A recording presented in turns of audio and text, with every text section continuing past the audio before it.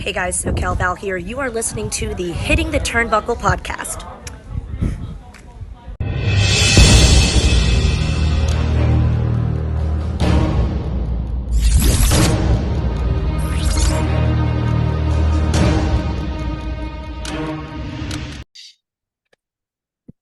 Welcome everybody back to Hitting the Turnbuckle. It's AEW review. It's been a minute, but he's here. He's back. He's tired. He's got bags under his eyes, and he's wearing his All-In shirt, one of the 30 that he brought during All-In.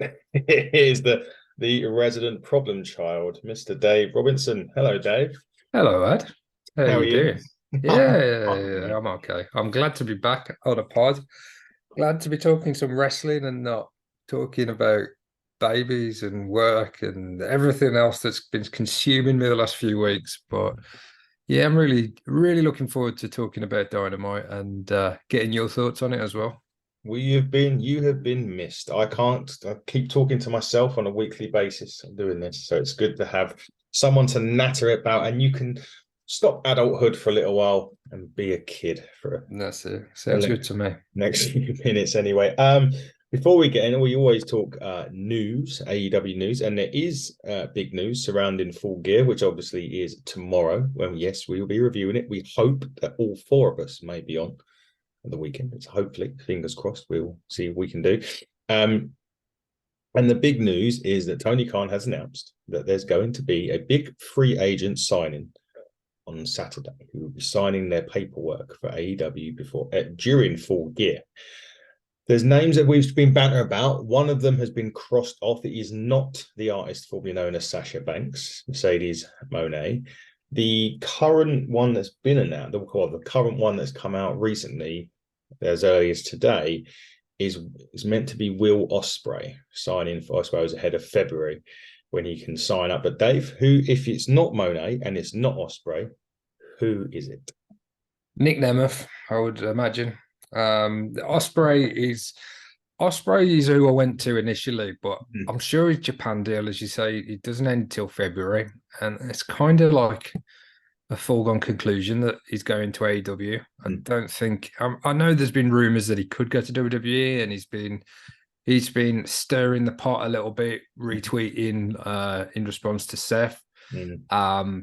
But I'm pretty sure, given the fact that he doesn't want to move to the States, if that's still the case, I'm pretty sure Ospreay will be all elite come February when his Japan deal runs out. But in terms of Saturday, yeah, I think it's going to be the artist formerly known as Dolph Ziggler, Nick Nemeth. I think he's got a real big follow. I think a lot of the cult AEW fan base are Ziggler fans, to be honest. And I think that he would be a logical addition to the AEW roster, a bloated roster, but a roster that has benefited from an extra 2 hours a week with Collision, and also Ring of Honor as well. Some of the talent have featured more prominently on Ring of Honor, which isn't AEW, but it's still an outlet for them, and it's still exposure. So I think there's a lot. I think in general, the wrestlers are a lot happier there that with more time to fill and more opportunities. And I think Dolph Ziggler would come in and he would complement the talent that's already there. Yeah, he definitely would. I was thinking that was who I had. So you took my pick away. So yeah, I mean, there's a few others, isn't there? And if you looking at some of the guys that were released from WWE, but I don't think anybody really has the pedigree that Dolph Ziggler does or Nick Nemeth. Given that he's a former world champion. I'm sure Elias is somebody that perhaps his name's been floated about as well. Yeah. But yeah, I don't think he had the run or has got the prestige to justify the hype. I think Nick Nemeth coming in does justify that. I think he would be a major signing. You know, at times, yes, his career in WWE wasn't at the heights that many thought that his talent, where he should have been. To be honest, he was considered a modern Shawn Michaels, and people had considered him like that. And don't get me wrong, he had a great run. He had some real top moments. The Money in the Bank cash-in moment was one of my all-time favorite moments. I think a lot of wrestling fans will kind of look at that as one of the best cash-ins of all time as well when it comes to Money in the Bank. But I think he's still got a lot to offer. I don't know how old he is, but In his forwards. yeah, he's got a lot to offer. He's not done with wrestling, and it wouldn't surprise me at all to see him show up on Saturday night at Full Gear. It could be, although PW Insider has just reported that New Japan have given Will their blessing to explore discussions with other companies. Yeah. I mean, it's no secret that he's not staying in New Japan, is he? He's kind of come out and said that. Impact's an option. He's just had that. He's just had a bit of a run there, hasn't he? Of late in Impact. But sorry to interrupt you, Dave. I do apologize. Kota has just confirmed your story, your inkling. My inkling. Yeah. Oh, okay. Well, Hollikin said that Dolph Ziggler is expected to sign with AEW. Okay. Yeah, it makes a lot of sense. And as I say, I think Will Ospreay's still been incorporated in so many stories. He's part of the Don Callis family. So yeah, I don't think that the way they would make it official.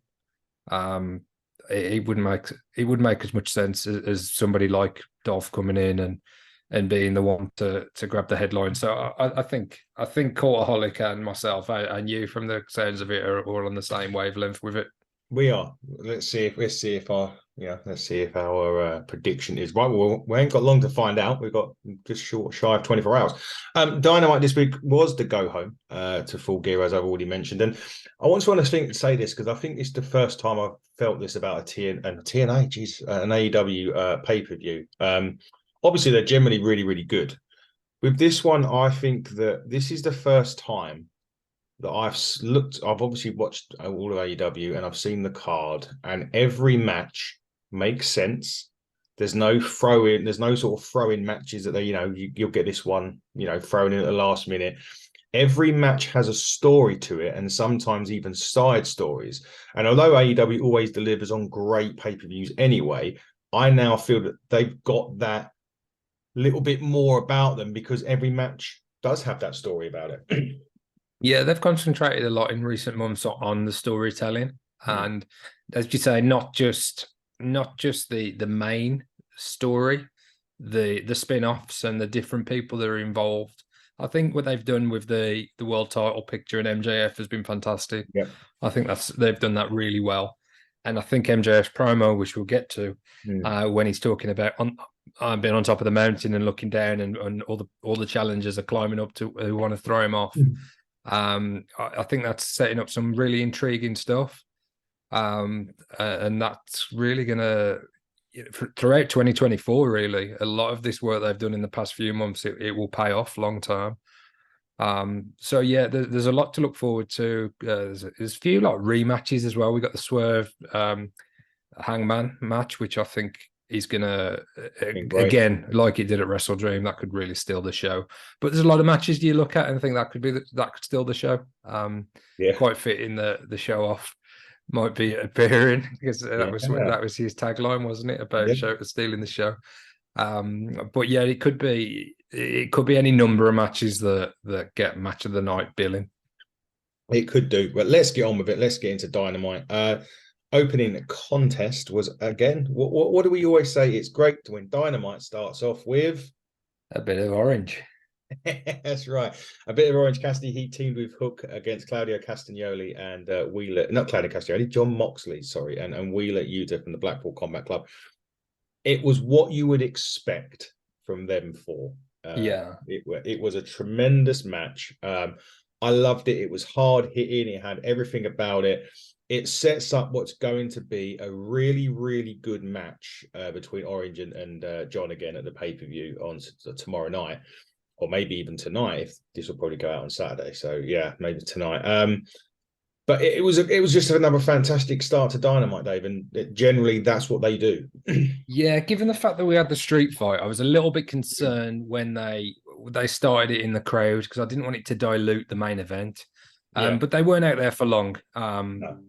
And the BCC soon got the upper hand and they made it back to the ring. I think there was a lot to like in this. I really like how they're setting up Yuta and Hook as well. And I liked how they positioned Hook against Moxley, how he didn't back there and he was fearless. Yeah.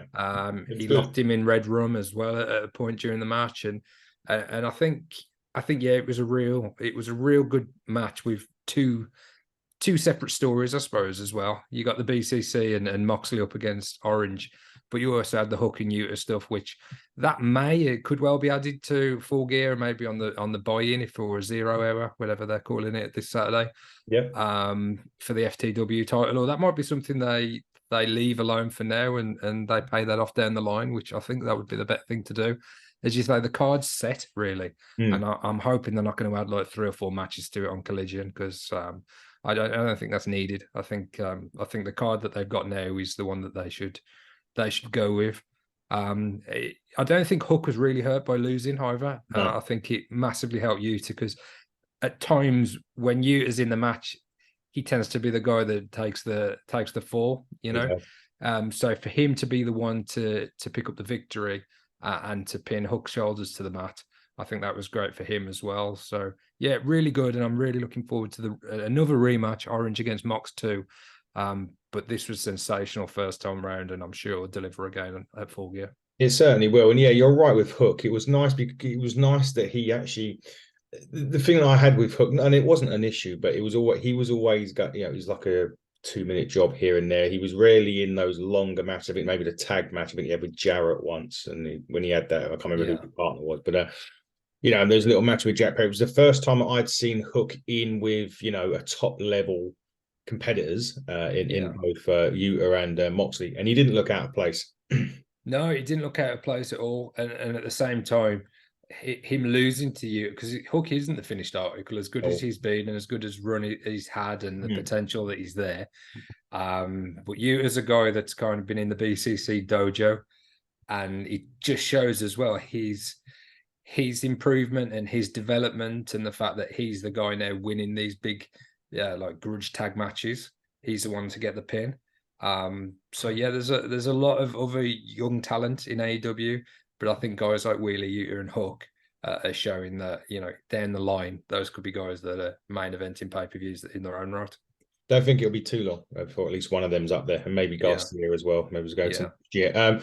The next bit was where it got really personal. Well, it's been getting personal between Hangman and Swerve for a while. You mentioned it already. They got a Texas death match on Saturday. They had their little face-off. They couldn't hit each other. They weren't allowed. Obviously, Hangman was calling Swerve a coward and everything like that.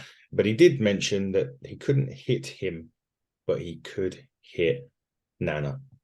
Yeah.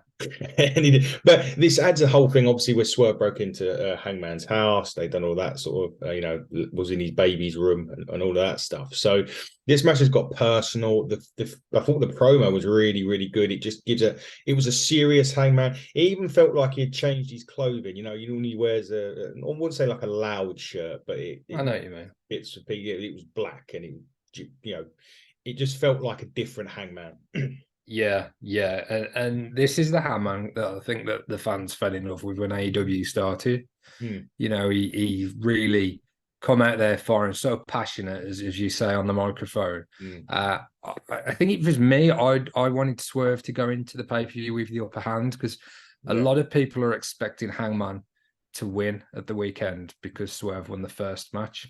And the AEW don't necessarily go with 50-50 booking. No. But I would like Swerve to look a bit stronger here, even if he's going to lose at the weekend. But I thought this was really good. I thought I think the fact that Swerve broke into his house, it had to be kind of evened up to a degree. Yeah. And I think the image of Hangman taking out Nana, well, Swerve couldn't do anything about it because he would have been suspended for the rest of the year and he lost that big match at the weekend. I think that was a nice touch as well. So I'm really looking forward to this one. And the kind of thing Hangman made the comment was, "This is no wonder your fiance left and your kids don't talk to you," kind of thing. That was rough. That was rough. But and he's got previous. He's very good actually on the microphone, Hangman. And this was back to his best. Yeah, he was back to his best. And say that match again. We said about these matches and how good they're going to be Saturday. That this card is getting amazing. But the card is amazing, and as you say, it's going to be tough to pick a match of the night. So Yeah. we will wait and see what does. Collision's actually tonight, Friday. Yeah. Tonight, so it'd be interesting to see what happens on that. From that to Roderick Strong, did you see Rampage when he flew out of his wheelchair? And No, I didn't, to be honest. I didn't manage to see Rampage last week.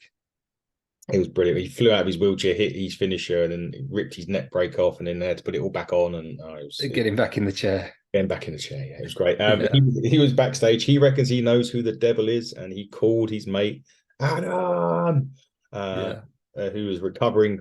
Well, supposedly we don't. You know, your belief is that he is the devil. I've said it all along, and I still don't really see who else it could be. What was your prediction again? The man in the devil. Jack Perry. Yeah. I could see that. I wouldn't mind that. He's been missing for a while now. I mean, there's a rumor going around. Not to talk about Punk. I think we've done enough of that this year. But there was a rumor going around that it could be him. Yeah, I read that one. But I don't think it's going to be MJF. The last one I read, that just totally wouldn't make sense to me at all if it ended up being MJF after all. I'm not totally convinced that he's the baby face that he's presenting himself as. I'm sure there'll be a swerve down the line at some point, and he'll show his true colours. But I don't think it will be as part of this. I think he's the one that's going to be. I think he's going to be attacked by Adam Cole, or Adam Cole will turn on him rather than the other way around. Yeah, and I think they might use this devil, the man in the mask story to complement that. But we'll see. We will definitely see, and it's another interesting. These are the things. The storylines are interesting now. They're getting some more meat to them. They're not just a quick thing. It's lots of stuff going on, and there's also lots of different components to that storyline. It is kind of everyone that's in the main event picture and stuff like that. So very interesting, and we will see. Maybe they get revealed on Saturday. Who knows? They've done a very good job of elevating different acts as well. You know, they're all there, and there's multiple options they could go with, and you could make an argument for all of them as well. You know, there's nothing that could say, you know, you got Samoa Joe involved, you've got the Acclaimed involved, you've got the Kingdom and Roddy involved. You know, there's a lot there, and it's been really well done, and it does seem like it's been planned out in advance. They're not just doing it on the fly and doing it week to week. It's some long-term storytelling, and I think they should be. We criticize AEW, and AEW are criticized at times because of the storylines, but I think they've really done a great job towards the back end of 2023, making a lot of things make sense and setting stuff up for the future. Yeah, exactly that. Just a side bit of news I was just reading while you was going on there. Okada apparently is in talks with WWE. I don't know, it's a side note, but he was wrestled under AEW. And the other bit, which was confirmed, I think, after Dynamite went off the air this week, Ibushi is finally All Elite. Yeah, I'd heard that. I hadn't heard that about Okada, though. That would surprise me. Apparently there's revived interests and stuff. So I know they have been pushing Nakamura quite a lot on TV. Yeah. I know they're going to Japan soon. And I obviously thought, because he's kept saying that he's waiting for somebody and he's after somebody. And everyone kind of had the whole, it's Punk, he's going to come out of Survivor Series, blah, blah, blah. But it sounds like they could be working towards an Okada Nakamura, potentially, if Okada comes in. What do you think the WWE fan base how do you think that would go down? Do you think that, obviously there's the hardcore fans that watch everything and they know who Okada is, but do you think there's a large portion of the WWE audience that would know who he is, that it would be as special as it should be? I think from an internet fan base, they will just see it as they've kicked AEW in the nuts. you know what it's like what it's like. It's a good question, man. I know him because obviously, as you say, I watch pretty much everything, so I know him well enough. It is one of those things. Just because he was a big name in Japan, and we could even argue, mate, that we had that when we went to the Ignite show. We had some names on the card, but if the audience don't know them or don't connect to them, then It could. You're right, though. It could well be the case that he just comes there and it doesn't work. Yeah, it's a difficult. I mean, he's a phenomenal wrestler. Mm. Many call him the best in the world. Certainly the best in Japan. Um, I don't know. I think his style, his fan base, he's the cross promotional stuff he's done isn't a very WWE style or No. following, or I might be totally wrong. I might be totally wrong. Mm. But I would be surprised if Okada signed for WWE. But I'd also be very intrigued and interested to how they book him and how strong he is, and would he be world title in the world title picture, which you think surely he'd have to be.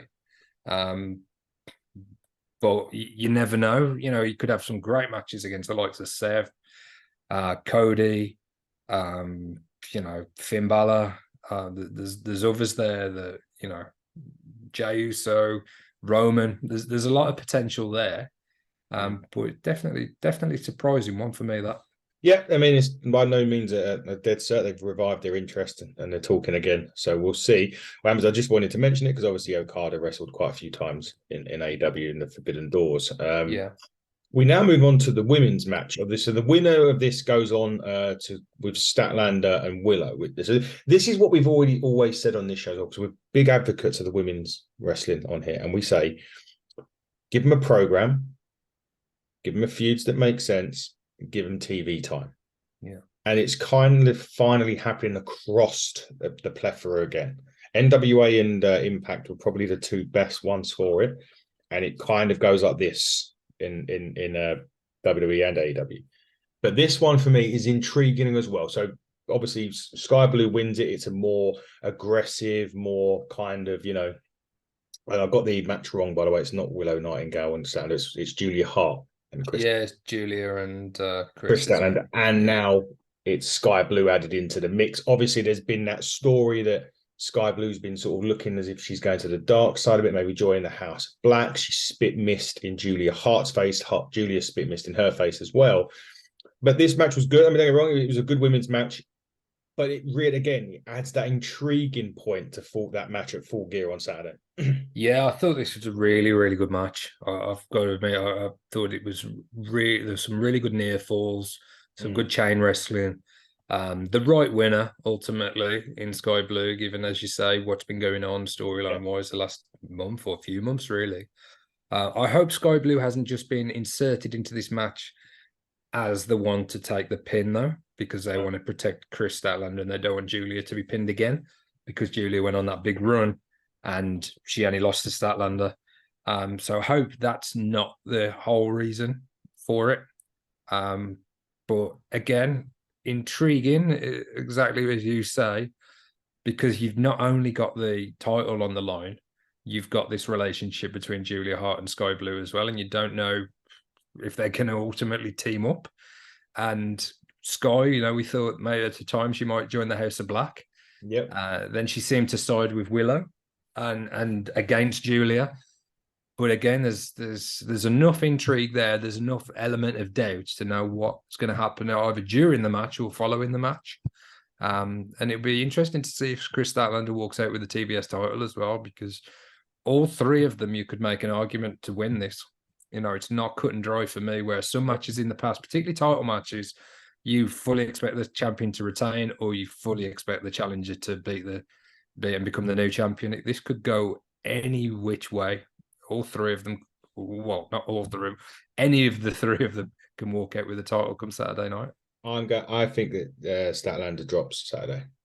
Yeah, wouldn't surprise me. Wouldn't surprise. She hasn't had a particularly long reign. We haven't seen as much of her in recent weeks either. She's been coming down to help more than anything else, hasn't she? That was she's been a constant on TV, but so I didn't see Rampage last week. I'm not sure if she was on that, but I remember. No, but again, given everything that's happened with Julia's long run, she was obviously away for a few weeks on a honeymoon, so kind of that loss, and then we didn't see her for a few weeks. But prior to that, she'd won 20 odd matches in a row. Yeah. So she'd been booked very, very strongly, and her character work and her in-ring work had fully justified that. But I really think Sky Blue, has come on leaps and bounds as well, particularly in the ring. Love a Scooby-Doo gear as well. Got a shout out for that again. Scooby-Doo, Sky Blue. Yeah. In the two interesting backstage promo. Well, one interesting and one really hilarious backstage promo. The first one was about Miedo, and he was talking about, CJ, his wife, or Lana, depending on what way you look at it. And she's bringing the storm, even though he loves the woman. She brings the worst out of herself, and she brings the worst out of Miedo. Daniel Garcia should pray to God, because he's going to need to basically pray that there is a God, because on Collision tonight, he's got Miedo, which it's got the makings of a very good match, that one. Yeah, I really think that would be a great match. I don't think it would be a quick squash match that we sometimes see Miedo have. I think it's going to be a really competitive back and forth match. I expect Miedo to win. Mm-hmm. But yeah, who knows? Who knows if Andrade is going to be floating in the background, because obviously he's now affiliated with CJ. I'm sure we're going to get to that Andrade Miedo match before long. Yeah. But it'd be interesting to see what happens in that match at Rampage. Daniel Garcia as well. He has been featured prominently. I thought for a while that he might join the Don Callis family. He's still kind of with 2.0 in 2.0. Yes. Yeah. Daddy Magic and Angelo Parker. Yeah. So again, we're not really sure what the future has in store for Daniel Garcia. So interesting one, that interesting. I'm not sure what. So I anticipate Miedo will win. But yeah, we'll see in what manner or how that goes down at Collision. We will, which is tonight again. Keep saying it. It is tonight. It's going up against SmackDown. No, I don't think it's head to head, but it's going up alongside SmackDown tonight.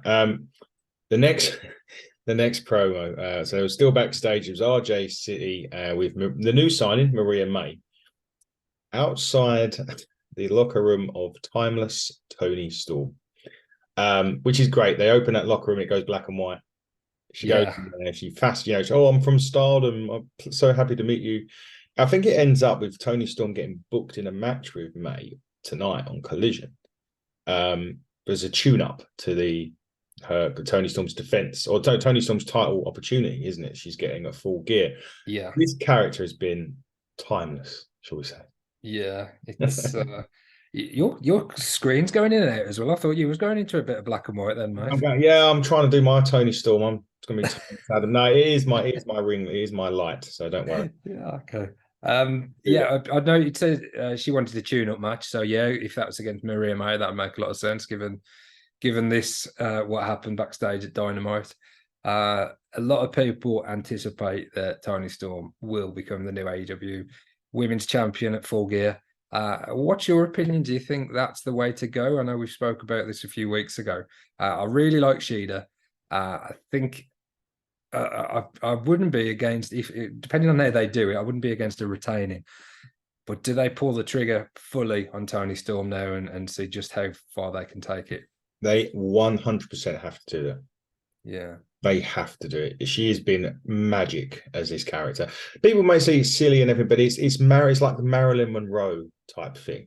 Yeah. She's doing, and she's playing it fantastically well. So they absolutely need to pull that trigger on her. She needs to walk out of Full Gear, in my opinion, women's champion. Yeah, I agree. And I'm not sure if we're going to have a chance to do a prediction show because obviously it's only tomorrow night. We're going to review the show on Sunday, aren't we? Yeah, but yes. If we were predicting it, Toni Storm would be my prediction to win that match. Tell you what we'll do. We'll run down the show at the end of this review. There we go. So our wonderful listeners, whether you're visual or audio, we'll do a quick Full Gear. I'll bring it up right now. Whilst we talk about the former Ring of Honor television champion who decided to he vacated a title last week, I think it was, Samoa Joe. It was a squash match, but it was that walk away. Yeah. When the guy was, he didn't even look like he was kicking Joe at all, really. No. And then he done like the cross body, and then it made it worse that he even looked at Joe. And if you You know, Yeah. he looks at Joe as he's falling to the floor. Yeah, it was Yeah. Joe wins an absolute squash, but that was It was great. It's I think the vacation of the title as well. I thought that was brilliant. I didn't necessarily expect it. Obviously, Joe had set the new record for the longest reigning Ring of Honor television champion. Yep. And we only tend to see titles vacated due to injury, really. That's the only time. But I think actually vacating that title did make him, I don't know, it just elevated him somehow. As to say, yeah, I'm the longest reigning television champion. I've been dominant. Nobody can beat me. But now it's time for me to become the world champion. And obviously that's not come from nowhere. That he's been embroiled in the MJF story for the past few months. Already had one match against Max where he kind of Max earns Joe's respect by the nature that he won the match by choking him out, something that Joe would have done himself. But now we've got the interesting facet of will Joe be MJF's partner? Will Joe, help MJF defend those Ring of Honor tag team titles in exchange for a rematch? So I think dropping that title was brilliant. I really do. As I say, I didn't see it coming. And then obviously, as you say, a total squash match, and nobody expected it to go very long. But there was a nice couple of moments in there, and Joe jumped on the mic at the end, and he's, as we said about Hangman being good on the mic, Joe's fantastic. I could listen to Samoa Joe cut a promo, for the majority of the show and not get bored. He's just sensational, and I really, really do. I've said this a few weeks ago. I hope at some point, whether it's in the near future or down the line, I hope Joe does get that reign as AEW World Champion, because I think the run that he's been on, the impact that he's made, the matches that he's had in AEW, I think he really does deserve that moment in the full spotlight of being world champion. Yeah, I agree. I hope we get Joe as a champion at some point. We move on to the Young Bucks against now. This was it was meant to be Penta, Miedo, and Ray Phoenix. Obviously, Phoenix is injured, so couldn't make the show. So they paired him up with someone that's pretty much like Ray Phoenix in Komander. This was a fantastic tag match.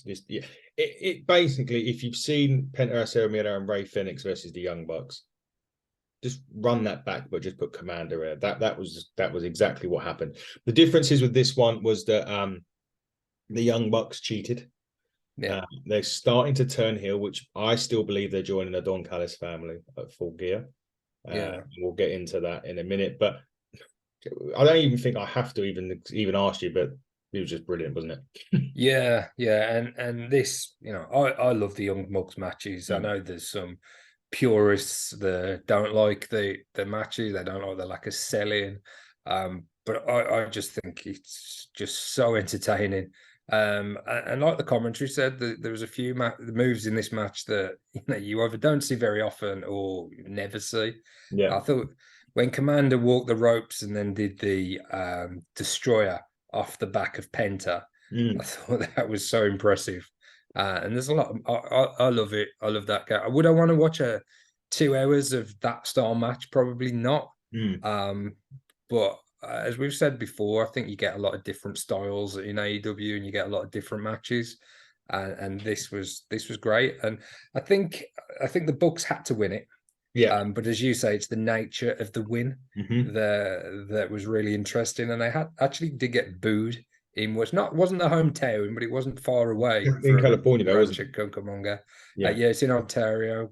So yeah, it wasn't far away, and there was definitely boos. And I think some of the best stuff that we've seen from the Bucks are when they heel as well in their careers. So I think a move towards those characters again is a smart thing to do, and I think that's the right way. The right way to book the Young Bucks in 2024. I really think we could get that real more of a serious heel run though, rather than the basketball, the Space Jam attire, and the stuff that we saw when they were with Kenny in the past. I think they'll be heelish, but a bit more sinister. That'd be good. I'd like to see that myself. Just quickly before we carry on, AEW have just posted some footage that aired last night at a Pro Wrestling Revolver show. Adam Page attacking Swerve Strickland. Okay. Yes, that happened. So there you go. Yeah, and they've set a precedent for doing stuff on indie shows, haven't they? You know, they did it at Rev Pro when Jericho attacked Ospreay as well recently. So I like that. I like that they continue to tell stories, and it also helps the independent promotion as well. You know, if you're going to independent shows and you never know if AEW stars like Hangman are going to rock up, you know, I think that's a good thing for wrestling. Just to quickly go back on that tag match, if you want to see a tag match just like that, just wait to Ignite post up the footage from the Rebellion versus CPF from Sunday. Yeah, you need to watch that when that goes up on YouTube. But anyway, moving on. I mean, there was a bit out the back with the Golden Jets. Because basically just had a bit of a run in with the Bucks, but they got them Saturday, so we'll see what happens. Gun Club took on Peter Alevon, sorry, and I didn't quite catch the guy's second name, but I didn't have to catch the guy's second name because by the time the match started, the match had finished. He was on that 310 to Yuma, wasn't he? He was on the 310 to Yuma, and it was literally about 3.10 seconds is how long probably the match lasted. Which it's just good, but big that the Guns picking up victories like this. They looked in incredible shape. I think they're ready for I believe they'll probably win the Ring of Honor tag titles on Saturday or tomorrow. And I think 2024, you may see them have a lengthy tag team title run. Okay. Yeah, I really like the Guns. I think I really like Bullet Club Gold. I think the four of them are a great combination. Don't necessarily agree that they'll win the Ring of Honor titles. I think MJF's going to keep hold of that for a little while longer to play into the Adam Cole stuff when Adam Cole does return, whether that's as the man behind the mask or not. I think one way or another MJF will walk out with those titles at Full Gear. But I definitely agree with you in 2024 that the Guns will have, whether it's an AEW tag team title run or a Ring of Honor tag team title run, I think they'll be wearing gold in 2024 for an extended period. Yeah, me too. We're going to agree to disagree on the Full Gear, but that's exactly what it's all about. They had a bit afterwards where Wardlow was pissed at the Devil. He's going to make the Devil his bitch, and then the Like a Dragon street fight. Where the fuck do we start with this? This was. They used a bicycle. Yes, he was on a bicycle. It was not seen that before. No, he was also brain busted on the bicycle. We had Will Hobbs body slam the Big Show onto Paul Wight, onto a car. We had tables. We had crates, barbed wire bats. We pretty much had. Well, I wouldn't have been surprised if they'd pulled out the kitchen sink. But I think the jumping tombstone Carl Fletcher onto Ibushi. Yeah, that just looked like it hurt everyone involved. That just looked really horrible. But I thought it was a great match. I enjoyed it. It again, wouldn't want to see a whole 2 hours of this type of match, but I thought it was a worthy main event. Not wholly convinced or happy, I suppose, about Paul Wight's involvement. In some respects, it makes sense. He's affiliated with Jericho in the past, but he clearly can't wrestle, this type of match anymore, or any type of match. Seemingly, he did limited spots and he had limited participation, which ultimately ended up with a team with 3 men beating the team with 4 men. So I wasn't crazy about that. I also didn't like Brian Cage taking the pin yet again. I think he takes way too many pins, as he should. I'm kind of glad that he was involved and he was in the main event and he was featured on Dynamite, but I'd rather he didn't lose. But I was trying to think of how given the participants that are in the match, how I would have finished it. Because I suppose you've got to have Omega and Jericho winning because they're going on to the pay-per-view to face the Bucks. So fair enough that the good guys are going to beat the Don Callis family. You don't want Carl Fletcher taking the pin No. week in, week out, like we were talking about with Wheeler Yuta. So then it either begs the question: do you need Cage in the match? Could you use somebody else, or could they have just done things differently? Could Callis have got involved and accidentally hit Fletcher, or could Takeshita have took the pin because he he's got a couple of wins over Omega, so could Omega have got one back over Takeshita?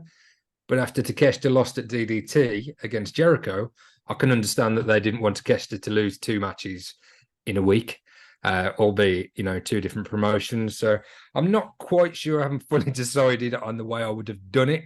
But I just don't like Brian Cage taking another pin. I think Brian Cage is incredible, to be honest. Yeah, I think he's got a great look. I think he's great in the ring. I like the fact that he's a champion in terms of the trios titles, the Ring of Honor's trios titles. But if you're going to put him in this match, I don't know. Do you feel the same about Brian Cage? Am I on my own with this? you're not. No. I think he's absolutely brilliant. Yeah. I don't know. This always begs the question with the big guys in AEW, though, isn't it? I mean, that's we've spoke about it past, yeah. And at times they've done better. You've got Big Bill, yeah, doing great things at the minute alongside Ricky Starks, and Yeah. you've got Samoa Joe on a great run. They're building up Wardlow again, so we'll see where that goes.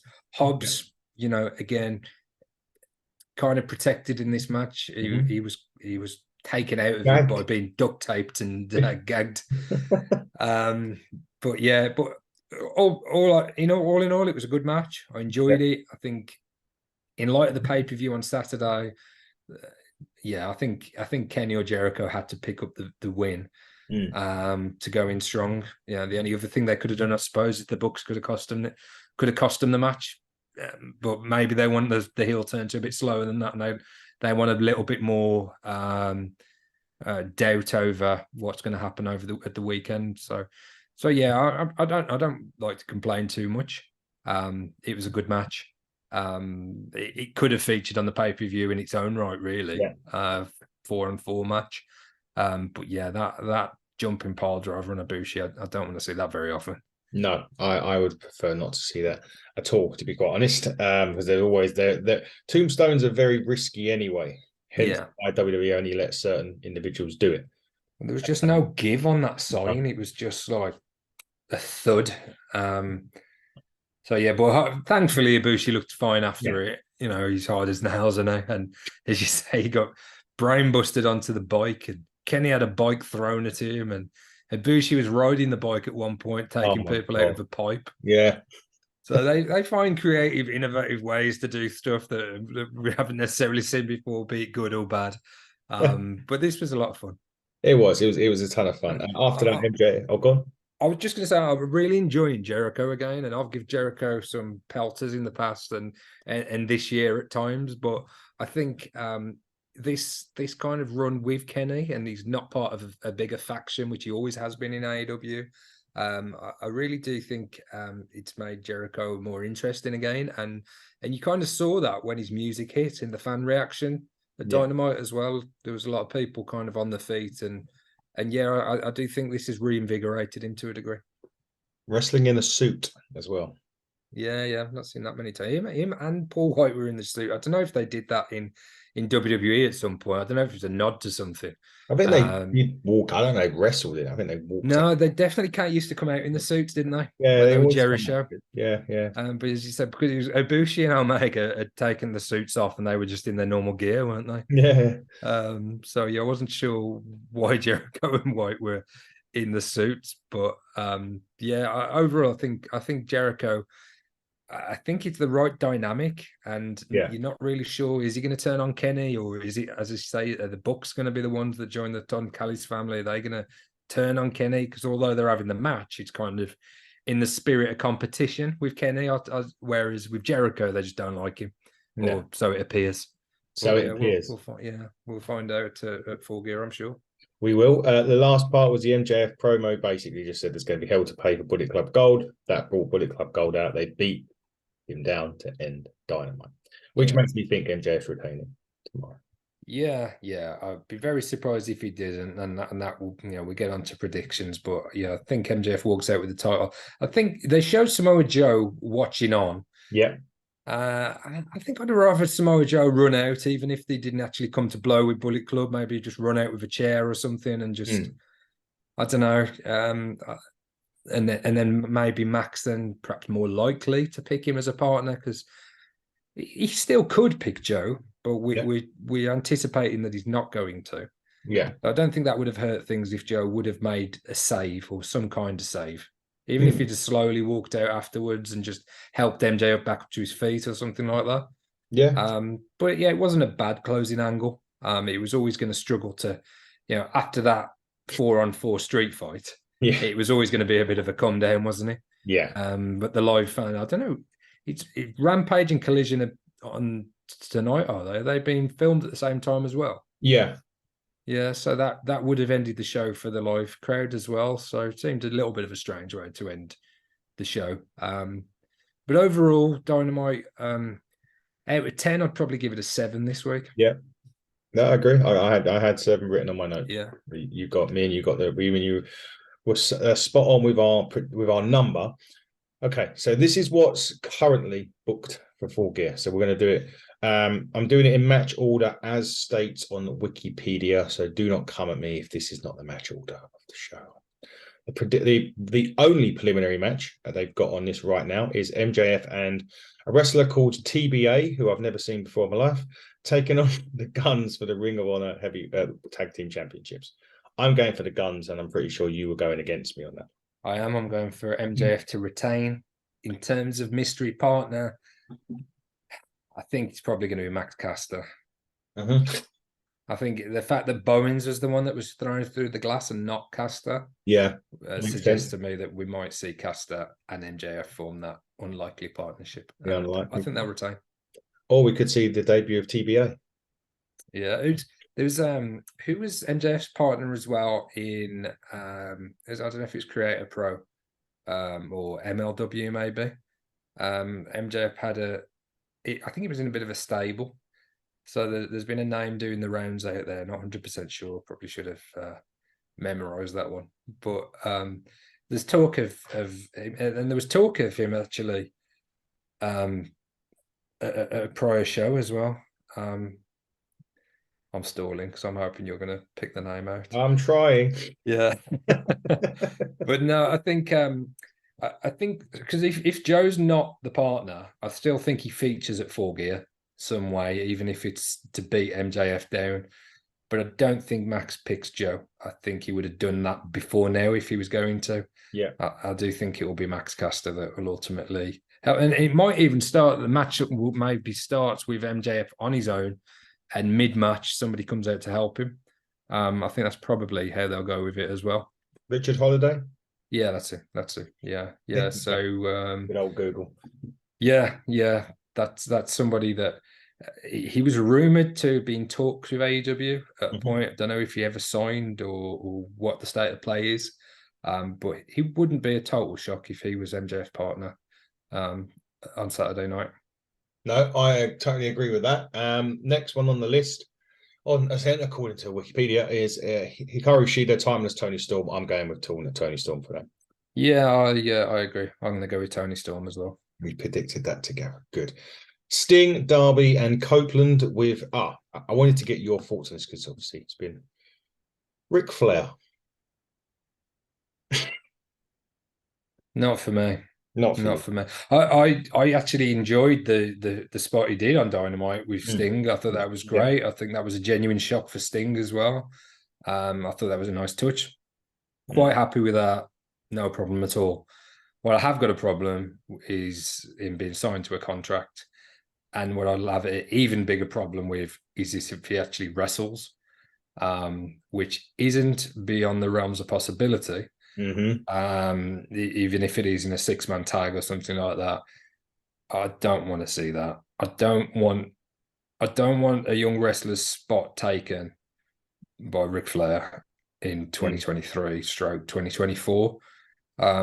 if he's just strictly in a non-wrestling managerial position, I still think it's a bit unnecessary. But I mean, you could argue that it's still a draw. His retirement match or his last match, it did pretty well in terms of pay-per-view buys and attendance. You know, it was a success.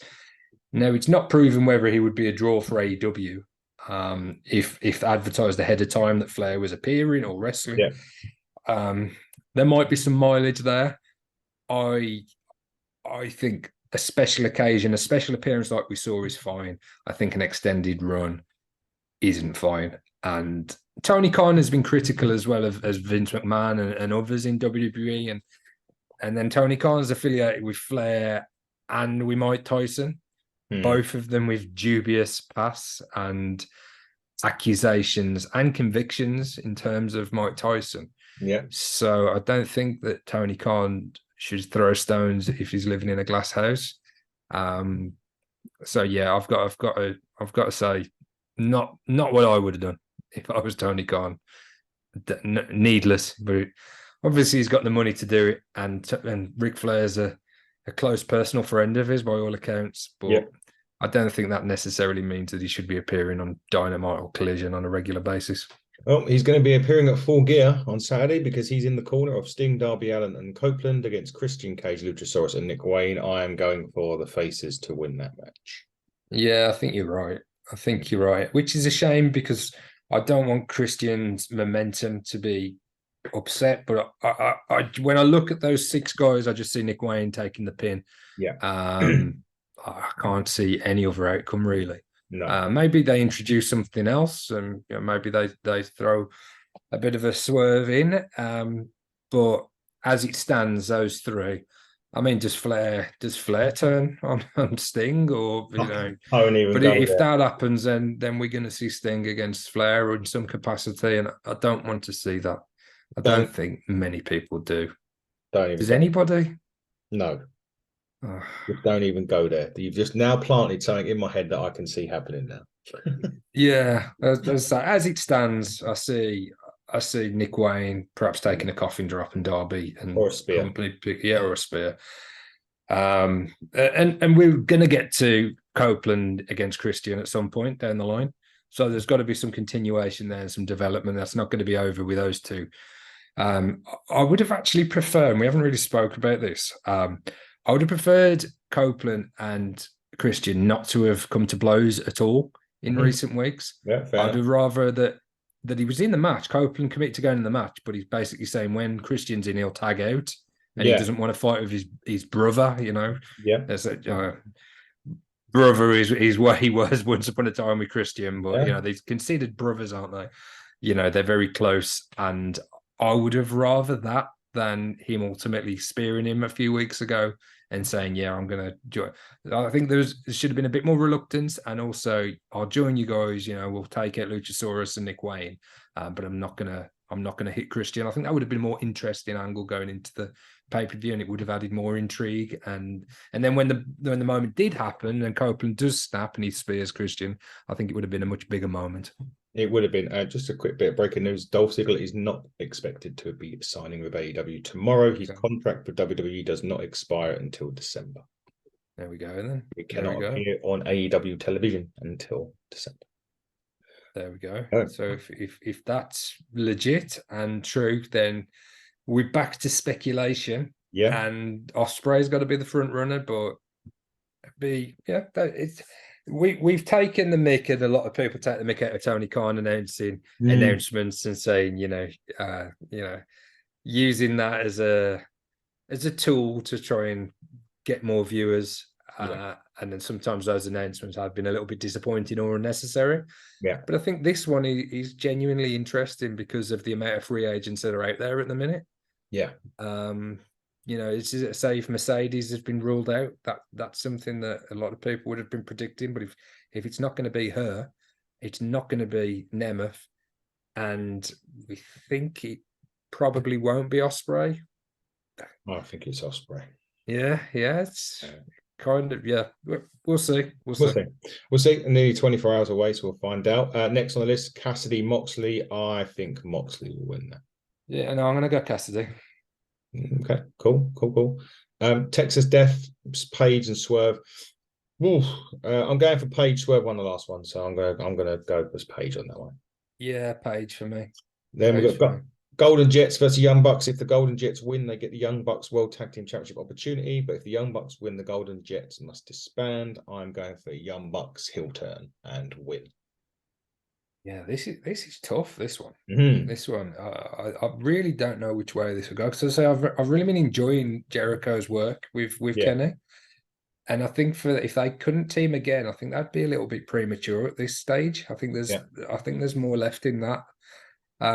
Even if Jericho does end up turning on Kenny, I don't think it would be the right place to do it at Full Gear. So just to make things a little bit more interesting, I'll go with the Golden Jets. Cool. Statlander versus Hart versus Blue. I'm going for Julia Hart to win that. Yeah, this again, as we spoke about when we talked about the match earlier, and Skye Blue getting the opportunity and it being a triple threat. It wouldn't totally surprise me whichever way this went, but I'm going to go with champion retains. Statlander. Statlander retains. Interesting. Another match that I totally forgot about until I read this just now. Ricky Starks and Big Bill versus LFI versus FTR versus the Kings of the Black Throne 4-way tag match for the AEW tag team titles. I think the House of Black might win that. I think Ricky and Bill are going to retain.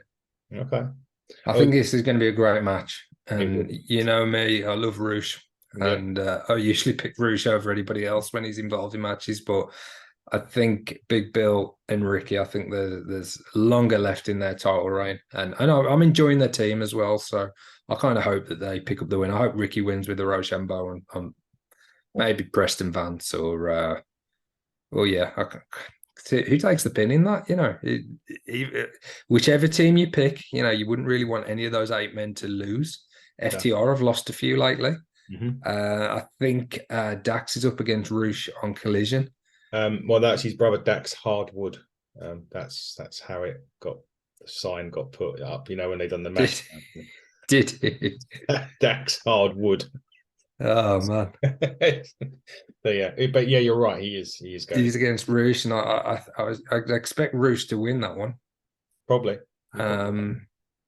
So yeah, you wouldn't want FTR losing, even if it was a singles and a tag. So yeah, that again, that's I'm sure that's going to be a great match and definitely a contender for match of the night. Yes, agreed. And then last but not least, MJF versus Jay White. I'm going for MJF to retain that one. I'm going MJF. As I've said at times in the build to this over the past 4 or 5 weeks that they've done a pretty good job of adding a little bit of doubt. And, you know, could Jay White walk away with the title? There's a lot of people involved. There's a lot of people gunning for MJF. And there's a lot of people that MJF could spin off into a story with, you know, if he did lose the title. But again, I just don't think all the pieces are quite ready for MJF to lose the title. I think there's a bigger picture and a bigger story, and I think it heavily features Adam Cole. So until Adam Cole's back in a 100%, you know, in a full capacity within wrestling, I don't expect MJF to lose either the Ring of Honor tag titles or the AEW World title. But I might be wrong. Probably will be. But yeah, I think MJF retains. No, I agree. MJF retains, and that is the card. That has been Dynamite. But next week, Monday, Eric Bischoff's coming on the show. Dave, send me your questions, please. For Eric. Yeah, I'll have a few for Eric. I've got. Yeah, it's going to be an amazing interview of Eric Bischoff. Ignite was amazing last Sunday. Absolutely incredible show. The best one they've ever put on. Mike retained his title. Again, big thanks to Will Cruz for stepping in at the last minute. Yeah, we'll not talk about that. But great match from Mike. But Mike's next opponent is man like Dries. And if rumor has it right, he may not be the only member of the 0121 appearing at Shenley Road on February, but I can't say any more than that in a minute. But Adonis Payne. So the main event, Corey and G Money won the championship, but he held it for about 20 seconds. before Adonis Payne, who won the breakout division, cashed in his breakout division shot and won the title. So Adonis Payne wins. But yeah, Eric Bischoff is on Monday next week. Me and Andy are at Progress next Sunday. Are you heading off to Shropshire on Saturday? Possibly. Yeah. Well, I think we've been invited, haven't we? Yeah, Charles Crowley and Matt Raybold. Yeah, I've been to one of their shows previously when Nicole disappears, and it was a great show. So all being well, I'll be there. I'm also at a BCCW show coming up. Yeah. Again, like you guys have been doing been going to a lot of indie shows and waving the flag for indie wrestling and for hitting the turnbuckle.